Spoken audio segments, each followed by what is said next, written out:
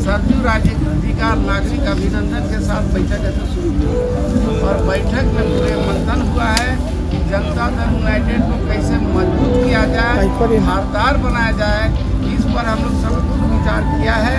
और अब आंदोलन की ओर है तो जनता दल यूनाइटेड को चलना है। अब 4 साल तक आंदोलन करना है, तब 5वें साल में सोचा जाएगा लड़ेंगे नहीं लड़ेंगे, जो दिमाग इशारिए आगे का रणनीति तैयार करिए। गरीबों के ऊपर में अन्याय हो रहा है, भ्रष्टाचार हो रहा है, हर जगह जहाँ हम जाएंगे भ्रष्टाचार से लिप्त सरकार भी है। इसलिए ऐसी सरकार को हम लोग कहते थे लोहिया और ऐसे कर्पूरी ठाकुर और ऐसे जयप्रकाश के आंदोलन के समय जो सरकार निकम्मी है वो सरकार बदलनी है। अब हम लोग आंदोलन पूरा कस के करेंगे पूरे झारखंड में। अब सरजू राय के साथ मिलकर इस संगठन को बहुत बड़ा मजबूत करेंगे। अन्यायी भ्रष्टाचारियों के खिलाफ हम लोग संघर्ष में लगे रहते हैं। अब इनका साथ हो गया, धारदार हम संघर्ष करेंगे।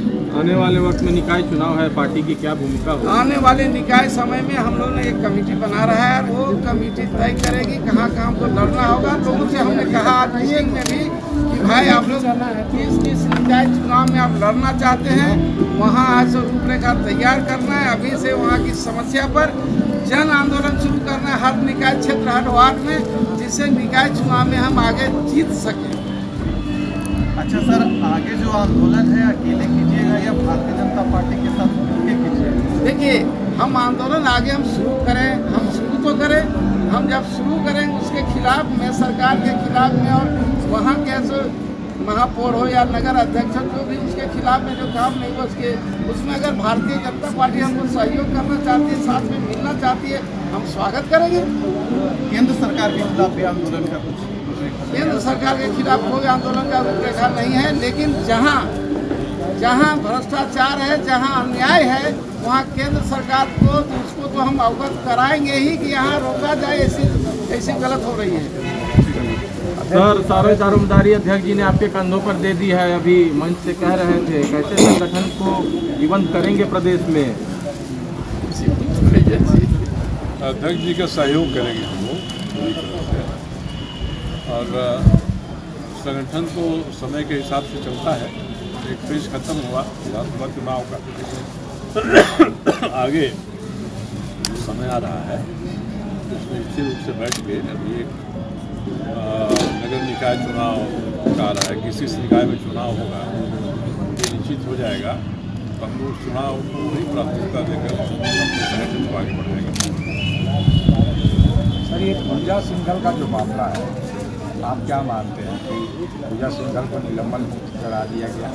कई साक्ष्य भी मिले थे, उसके आधार पर मिले थे।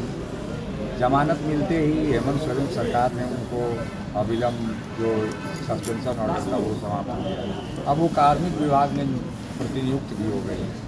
आपको क्या लगता है इस तरह की परंपराएं जो बढ़ रही हैं वो भ्रष्ट आपकी मुहिम को कितना धक्का देगी?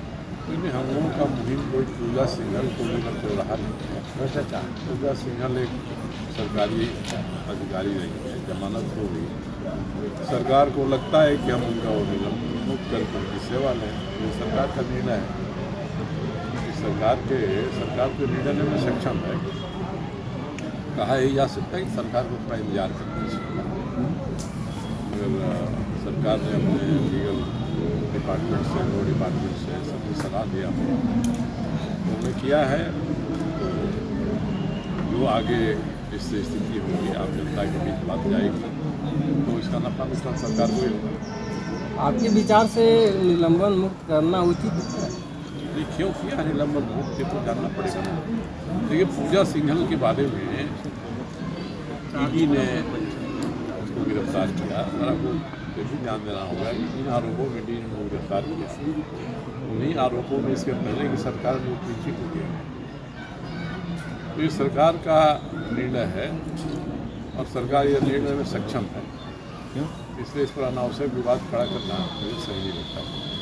इन सर, उस सरकार में तो आप भी शामिल थे उस कैबिनेट में, जहाँ तो मैं फिर कह रहा हूँ ना, पूजा सिंघल वो जो विपक्ष के नाते उनका विरोध करेंगे, पूजा सिंघल को उन्होंने कर दिया, तो उन्होंने तो वो अपील चिट्ठी दे दिया।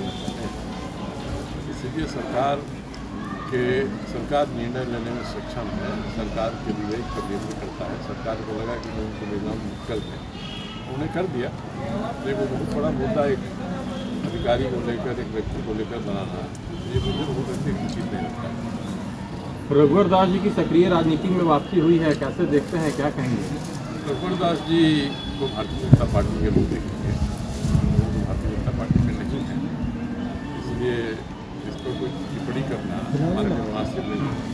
उनका दोहरे मामला है पार्टी का, उसका जो भी फलाफल होगा पार्टी के भीतर होगा, भाजपा के भीतर होगा। ठीक है सर।